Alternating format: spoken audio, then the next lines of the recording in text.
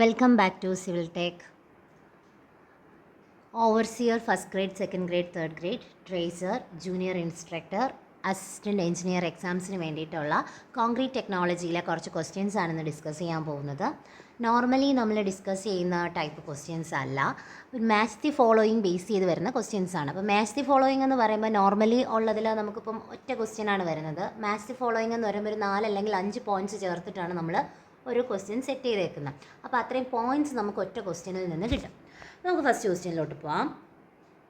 Match list 1 with list 2 and select correct answer using codes given under list. List 1 tricalcium silicate, dicalcium silicate, tricalcium aluminate, tetracalcium aluminoferrite. ശ്രദ്ധിക്കുക, ഇതിൽ ആദ്യത്തെ ഓപ്ഷനിൽ 1 2ZaOSiO2 ആണ്. അവിടെ 2 ഉണ്ട്. രണ്ടാമത്തേൽ 3ZaOAl2O3 ആണ്. അതുപോലെ മൂന്നാമത്തേൽ 4 എന്ന് പറയുന്നൊരു ലെറ്റർ കൂടെ ഉണ്ട്.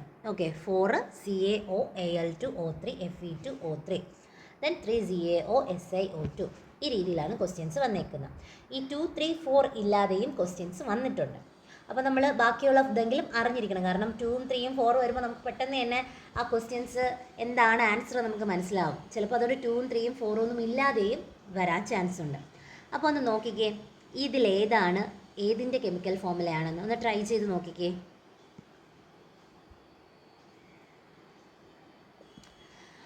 ഈ ഒരു സംഭവം നോക്കിയാൽ മതി, നമുക്ക് ഏകദേശം ഒരു ഐഡിയ കിട്ടും. ഫസ്റ്റ് നമ്മൾ എടുത്തിരിക്കുന്ന ട്രൈകാൽസ്യം സിലിക്കേറ്റ്. ട്രൈകാൽസ്യം സിലിക്കേറ്റ് എന്ന് വെച്ചാൽ 3ZaOSiO2 ആണ്. C3S എന്നാണ് അതിൻ്റെ ഷോർട്ട് ഫോം എന്ന് പറയുന്നത്, ട്രൈകാൽസ്യം സിലിക്കേറ്റ്. അതിനെ നമ്മൾ എലൈറ്റ് എന്നും പറയാറുണ്ട്.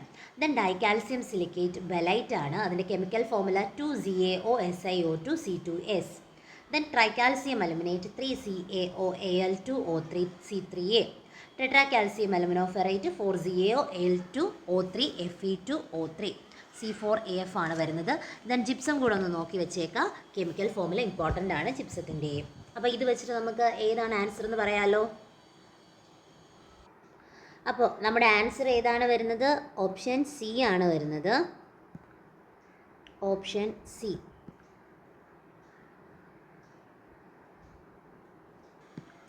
സോ ഓപ്ഷൻ സി 4, 1, 2, 3 ആണ് നമ്മുടെ ആൻസർ എന്ന് പറയുന്നത്. ഇതുപോലത്തെയൊക്കെ ക്വസ്റ്റ്യൻസ് പ്രീവിയസിലൊക്കെ ചോദിച്ചിട്ടുള്ളതാണ്. സോ അടുത്ത ക്വസ്റ്റ്യൻ നോക്കാം. Consider the following statements regarding the importance of compound composition of cement. Tricalcium silicate is most important. Dicalcium silicate is most important. Tetracalcium aluminoferrite is most important of these statements. ഏത് correct എന്നാണ് ചോദിച്ചേക്കുന്നത്. ഇതിൽ simple question ആണ്. 1 ആണോ correct, അതോ B 1 and 2 ആണോ, അതോ 2 മാത്രമാണോ 3 ആണോ? ആദ്യമേ നമുക്ക് 3 ഇഗ്നോർ ചെയ്യാൻ പറ്റും. ടെട്രാകാൽസ്യം അലുമിനോഫെറൈറ്റ് ഉണ്ടാവുന്നുണ്ട്, പക്ഷേ സ്ട്രെങ്തോ കാര്യങ്ങളോ ഒന്നും തന്നെ അത് കോൺട്രിബ്യൂട്ട് ചെയ്യുന്നില്ല. സ്ട്രെങ്ത് കൊടുക്കുന്ന 2 കാര്യങ്ങളാണ് നമുക്കുള്ളത്. ഒന്ന് ട്രൈകാൽസ്യം സിലിക്കേറ്റ്, ഒന്ന് ഡൈകാൽസ്യം സിലിക്കേറ്റ്. അപ്പോൾ അത് രണ്ടും വളരെയധികം ഇമ്പോർട്ടൻ്റ് ആണ്. ട്രൈകാൽസ്യം എന്ന് പറയുമ്പോഴത്തേക്കും ഏർലി സ്ട്രെങ്ത് കൊടുക്കുന്നുണ്ട്. ഡൈകാൽസ്യം സിലിക്കേറ്റ് എന്ന് പറയുമ്പോൾ അത് പ്രോഗ്രസീവ് സ്ട്രെങ്ത് കൊടുക്കുന്നുണ്ട്. സോ അതുകൊണ്ട് തന്നെ നമുക്ക് ഇമ്പോർട്ടൻ്റ് ആയിട്ട് വരുന്നത് 1ഉം 2ഉമാണ്. നമ്മുടെ ആൻസർ വരുന്നത് 1 and 2.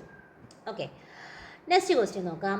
Match list 1 with list 2 and select correct answer using the codes given below the list. Box compound, വീണ്ടും അതേ ക്വസ്റ്റ്യൻ ആണ് നമ്മൾ നേരത്തെ പറഞ്ഞത്. ബോക്സ് കോമ്പൗണ്ടും അതുപോലെ തന്നെ അതിൻ്റെ മറ്റൊരു പേരുമാണ് തന്നിരിക്കുന്നത് ആ കോമ്പൗണ്ടിൻ്റെ. സോ നമ്മൾ പറഞ്ഞു C3S. C3S ഏതാണ്? നമ്മൾ നേരത്തെ ഓർമ്മയുണ്ട്, നമുക്ക് ഈസി ആയിട്ട് ഇത് ചെയ്യാൻ പറ്റുന്നതാണ്. സോ ഇതിൽ നമ്മൾ പറഞ്ഞു ആദ്യം C3S. C3S എന്ന് പറഞ്ഞാൽ അത് എലൈറ്റ് ആണ്. C2S ബെലൈറ്റ്. അതുപോലെ C3A എന്ന് പറയുന്നത് സെലൈറ്റ്.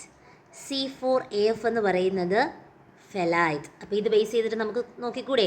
C3S എലൈറ്റ് എത്രതാണ് കിടക്കുന്നത്? അപ്പോൾ A4.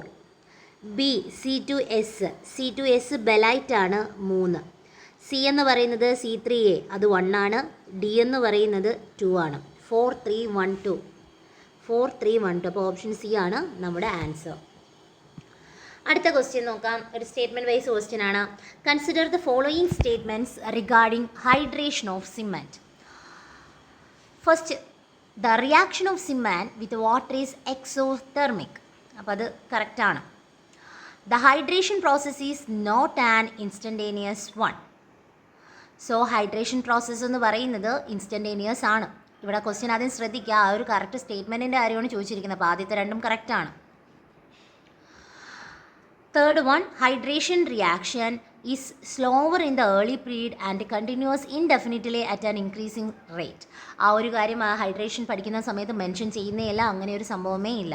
The hydration reaction is faster in the early period and continues indefinitely at a decreasing rate. അത് കറക്റ്റാണ്, വളരെയധികം ആപ്റ്റ് ആയിട്ടുള്ള ഒരു പോയിൻ്റാണ് നാലാമത്തത്.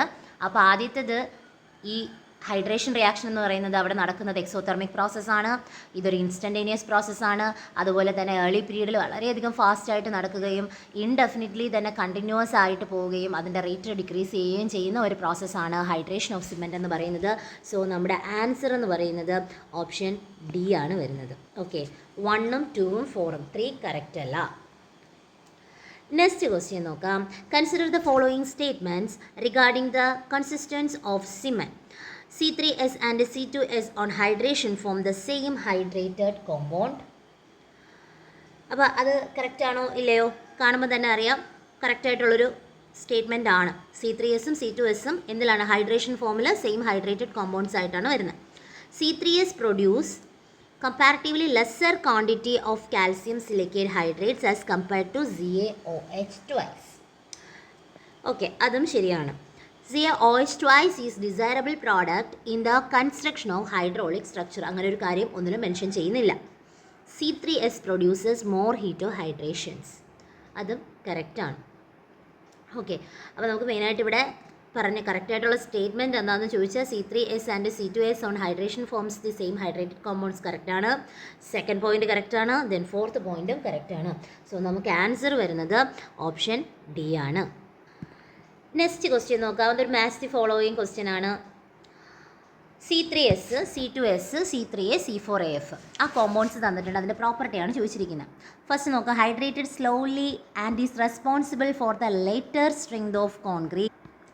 Second, does not contribute to strength of part, produces more heat and is responsible for early strength of concrete, provide high resistance to the attack sulfate. So ഇതിൽ first point നോക്കിക്കേ, hydrated slowly and is responsible for the later strength of concrete. ഇത് എന്തിൻ്റെ പോയിൻ്റാണ്? C2Sൻ്റെ point അല്ലേ?